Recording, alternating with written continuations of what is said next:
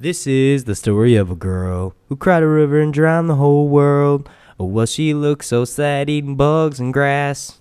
I'm just kidding. What's up, everyone? Welcome to Sir Hunt's Reviews. My name is Mark, and in this video, we are going to be discussing the latest and greatest images from Game of Thrones Season 7. Now, this first image is brought to us courtesy of none other than Watchers on the Wall. There will be a link to their website, and you can go check out the article for yourself in the description down below. Alright, so first off, I want to go ahead and put my input on the theory of Jaime and Cersei standing at certain places on the map in the Season 7 trailer, and lots of people speculated that that's a sign of the Valonqar theory coming to fruition.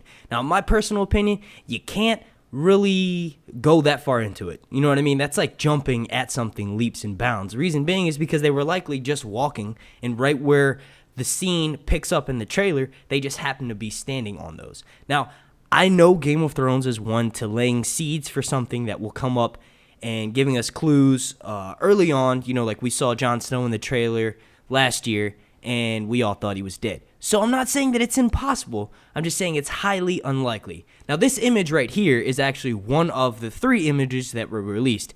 And I like to believe that this is from early on in the season, because if you look in the back, they still have the ladder on the map, which shows that they are still, in fact, working on it. And I like to think that the look on Jaime's face is kind of like, are you serious? Are you really going to fight this bitch? You don't want to try to do any kind of, like, negotiating? Are you ready for that? Are you serious right now? And Cersei's look is like, dude, you're lucky you weren't in the Sept of Baelor, because if you had blown up in there, I would get over it. You know what I mean? Like, I don't think Jaime is ever going to, like, fully understand how insane Cersei is. I think Cersei, on the other hand, that's a different story. I think Cersei can easily get over Jaime. You know, losing Tommen, her reaction was almost null and void. So Jaime, being her lover, and she's all known for loving her kids the most. She loves, you know, she's such a good mom, right?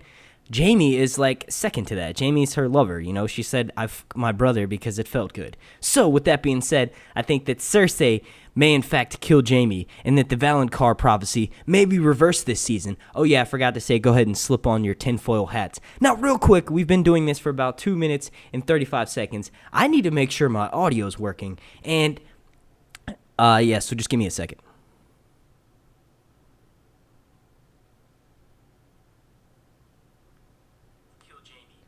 Okay, looks like we're good. What is up, everybody in the chat? Now, this is... Okay, so this was going to be a video. I literally recorded the entire thing, and for some reason, all I got was silence when I played back the clips. So this is going to be, like, straight information shoved in your face, and I will be checking the chat periodically, but this is mainly going to be 30 minutes of me, you know, discussing the latest news of Game of Thrones Season 7. So once again, shout out to everybody that's watching right now. Shout out to everyone in the chat. I think right now we have Amber Littlefinger and Ivan Shishmanov, 2 of my greatest supporters of all time. Make sure you guys slap a like on this video. But continuing on, I just, you know, left off with the reverse Valonqar theory that Cersei will in fact kill Jaime, but the next image that we were given of is my wife. Yes, that's Jon Snow behind her, but we'll get to that in a second. Now, this is Daenerys, and this is likely from episode 1. The reason why I say that is because this looks like this picture, or this image rather, takes place before any battle is broken out. Daenerys' makeup is perfect, on point, and this looks like that same shot that we were given in the trailer of her first landing on Dragonstone and picking up sand. Like, oh, I've made it home. I'm following in the footsteps of my ancestor, Aegon the Conqueror.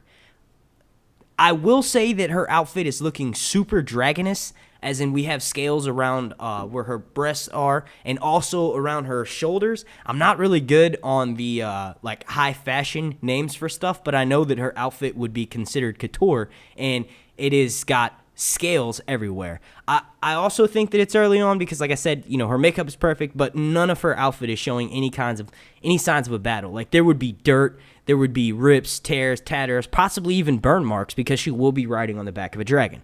Moving on, next up is Jon Snow. Jon Snow is likely in the courtyard of Winterfell. We do see that snow is coming down. We do see that infamous Winterfell Greystone right behind him. It looks like it's snowing in the picture, and Jon Snow also doesn't look like he's suited up for battle, more suited up for travel, or just walking around Winterfell because it is the north, and winter has come, or winter has come.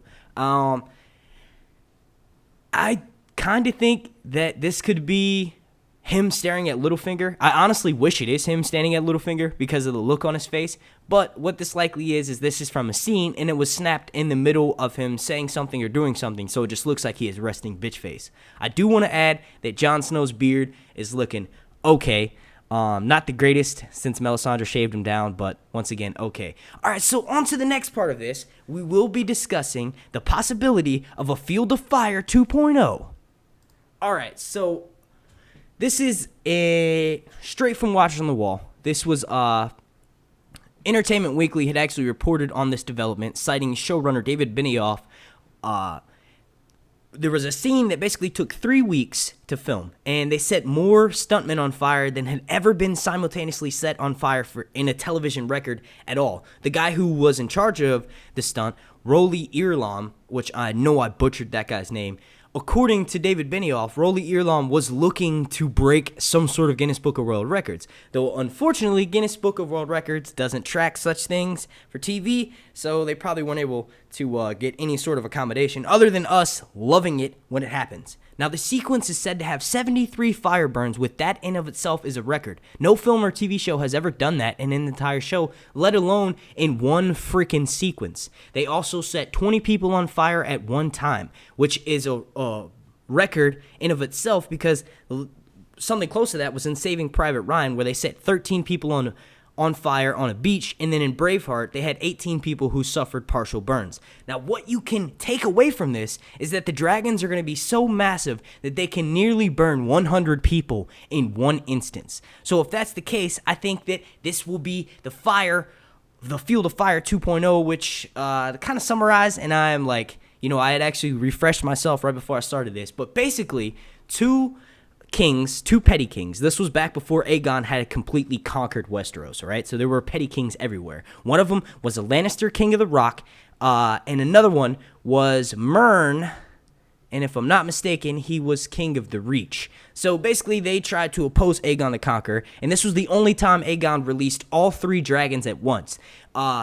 King Mern and his forces and the Lannister forces, they thought that they could, basically push through Aegon's defenses, which got turned down because Aegon and his Targaryen army / Targaryen supporters, all the people that he had kneeled before him to this point, they had actually formed a crescent defense, which completely blocked all of the Lannisters in the House Gardener's troops. So basically, Aegon, set the entire field ablaze and ended up killing nearly 4,000 people in total. And he actually wiped out House Gardener completely. Well, there was one guy who was a nephew who actually survived, but he died a few days later from his burns. So this is going to be insane. What we can expect. Daenerys, actually, as you can see in this image right here, Daenerys is going to have some sort of open field battle. And honestly, she needs to have that happen early on, because the Dothraki are known for fighting on land. They're not going to be able to put up any sort of defense on water, honestly, because they were scared to do so. Her naval forces are honestly going to be obliterated. So the major win that we're going to be seeing from Daenerys this season is going to be when she lands, after she lands in Dragonstone, after she goes and actually touches ground in King's Landing or wherever. And as you can tell in the background, I had from my podcast with Dominic, the Atomic Dom, make sure you go check out his channel. He noted that those are Lannister helms in the background. I don't know if you guys can see my mouse right here, but I'll zoom in a little bit. Those are actually Lannister helms right there. They look very similar to previously known Lannister helmets, and that's clearly a Dothraki fighting him, because you can tell by his auric.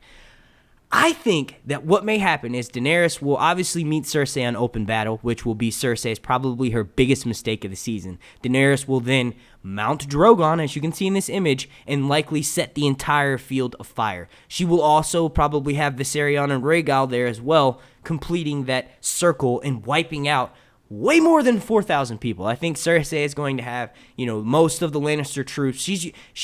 I'm not saying that she's stupid, but she's the type of person to try to end it quickly. So with that being said, she's going to try to push her 15,000 people forward or her 10 to 15,000 Lannister soldiers forward in order to try to wipe Daenerys out in one great stretch, which is ultimately going to wound her in the end because she's going to lose the majority of her forces. Daenerys will, in fact, be conquering lots of shit this season. And one of the last things I wanted to touch on is the actual lengths of the episode have been released. Now, HBO is known to kind of be a little bit iffy on these, so the lengths, the episode lengths may actually be off by a few minutes.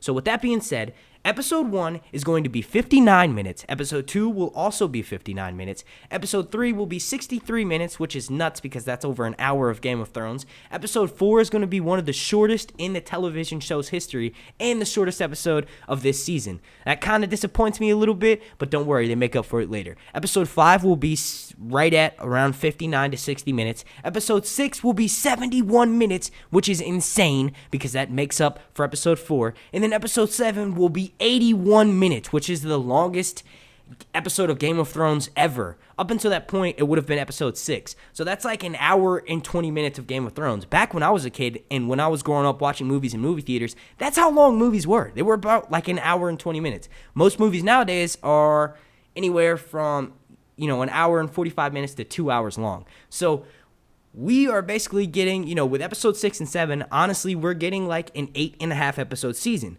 Now, we are most likely going to have to wait well over a year to get Episode 8 and maybe even all the way up until 2019. But we are almost getting a full season this season. We'll have a lot to discuss because each of these episodes are going to be insanely long. And to be completely honest, I think that I'm kind of okay with getting a few episodes less if they're going to be making up for it, with all this extra airtime. I do think that Episode 4, with it being almost halfway through the season, the reason why we'll be so short is because it might leave us off on some sort of cliffhanger, Or it could just be basically advancing the plot. So we're going to be tying up loose ends. This might be the episode where we get Gendry. This might be the episode where we find out if the Hound and the Brotherhood has made it up north. Now, this is just wild speculation here, but there's got to be a reason why Episode 4 is only 50 minutes. And then we pick back up with Episode 5 being almost an hour long. I want to thank you all so much for watching. Like I said, this was going to be a short live stream and it ended up being 12 minutes. I hope you guys comment down below. Let me know what you think about there being Field of Fire version 2.0. Let me know what you think about the newest pictures that they released for us, Dany, Jon, and Cersei. Also, let me know if you think that we will be getting the reverse version of the Valonqar, which is Cersei killing Jaime because he doesn't, really want to put up with her shit, or basically he doesn't agree with what she's saying, so she's like, look, dude, we're just going to end it all right here. I want to thank you all so much for watching. Please slap a like on this video, and if you would like to enter my contest for the 10,000 subscriber giveaway for once I reach that goal here on YouTube, make sure you like this video, comment down below, subscribe to me here on YouTube, and then hop on Twitter and on Instagram and follow me. My name's Mark. Oh yeah, by the way, real quick, if you want me to do a video on, like the Age of Heroes as like a refresher course for this up and coming season, let me know. The only way to let me know is by commenting down below. Once again, my name's Mark, and this has been Sir Hunt's Reviews.